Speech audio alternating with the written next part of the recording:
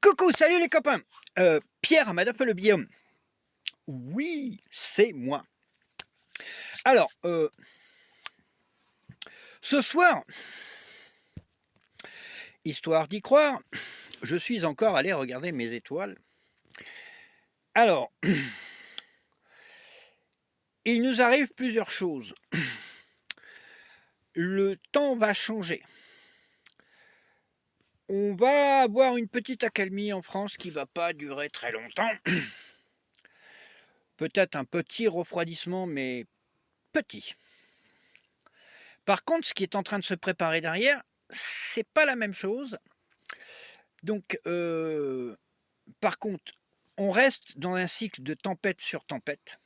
Ça, tornade sur tornade, hein, c'est, tant qu'on clouera pas les avions au sol, et qu'on limitera pas leur vitesse à 200 kilomètres/h, on aura ce gros problème de tempête sur tempête et de plus en plus violente. Parce qu'il y a d'autres choses qui viennent aggraver en plus le problème. Donc, les scientifiques savent en parler beaucoup mieux que moi et on ferait mieux de se renseigner sur ce que nous disent les scientifiques parce que c'est de plus en plus grave ce qui est en train de nous arriver. Les scientifiques ont prouvé qu'un avion qui vole au-dessus de 200 kilomètres/h crée obligatoirement un vortex qui va s'amplifier et qui ne va pas s'arrêter. Grâce à l'énergie cinétique et grâce aussi à l'effet papillon. Ce qui fait qu'un P peut déclencher un orage dans l'Himalaya ou aux États-Unis, alors que vous êtes en France, tout simplement, ou en Afrique, ou en Russie. Et que là, de plus en plus, eh bien, si on regarde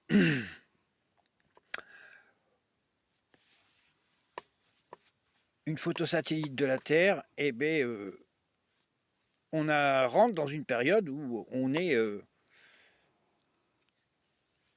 dans des tourbillons qui sont incessants.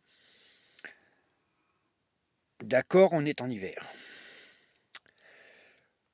Oui, mais l'hiver pour nous va se raccourcir et je pense que ce qui s'annonce là, ce que j'ai vu hier dans les étoiles, ce que j'ai vu aujourd'hui,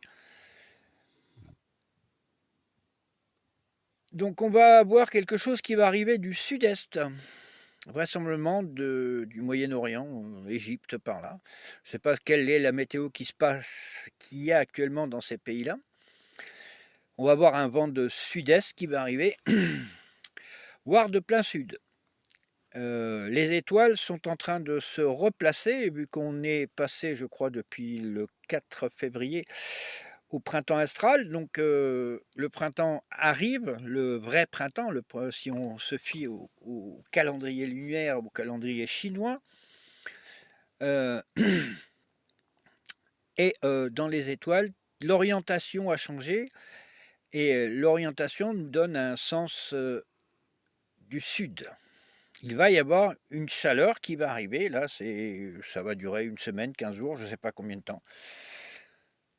On va rester sur une zone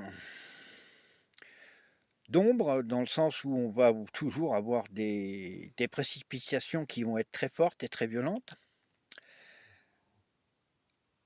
C'est pour le moment mon analyse. D'ici 15 jours à mois, on va avoir un retournement de situation, vu que sud-est, ça va partir à... il va y avoir quelque chose qui va se passer au niveau du Moyen-Orient, je pense.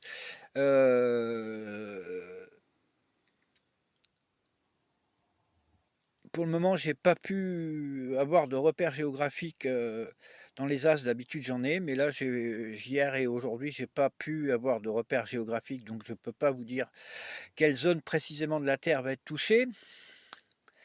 Mais il semblerait qu'il va y avoir quelque chose qui va arriver de plein ouest vers le Moyen-Orient.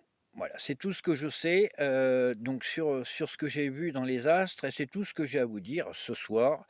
Donc ce soir, je vais rester bref, mais c'est quand même une alerte, je dirais alerte mondiale, où il va falloir qu'on soit très, très prudent sur ce qui va arriver, heu,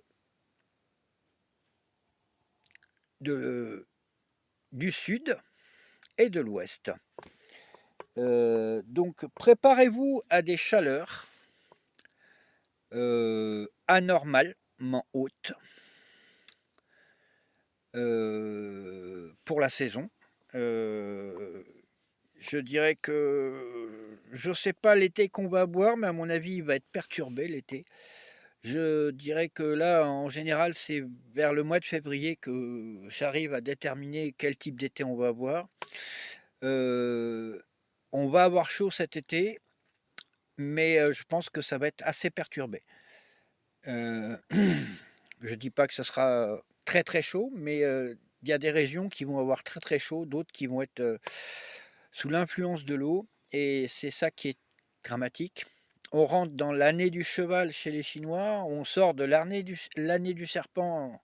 Serpent, c'est à moitié un animal d'eau, un animal de terre, mais c'est aussi un animal de sécheresse.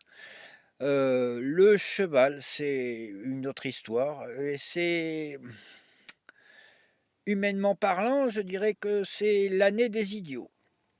Parce qu'on assimile le cheval à un idiot, mais bon, je ne sais pas si c'est le bon choix parce que quand je vois le bon sens des animaux, je pense qu'ils ont déjà quelques galops d'avance sur nous, les chevaux et qu'on ferait mieux de se rapprocher de la nature et de l'écouter. L'écouter, c'est quelque chose qui nous coûte pas grand-chose, mais qui peut nous rapporter gros, qui peut sauver des vies, qui peut sauver la vie. Voilà, c'est tout ce que j'ai à vous dire. Ça suffit pour ce soir. À bientôt!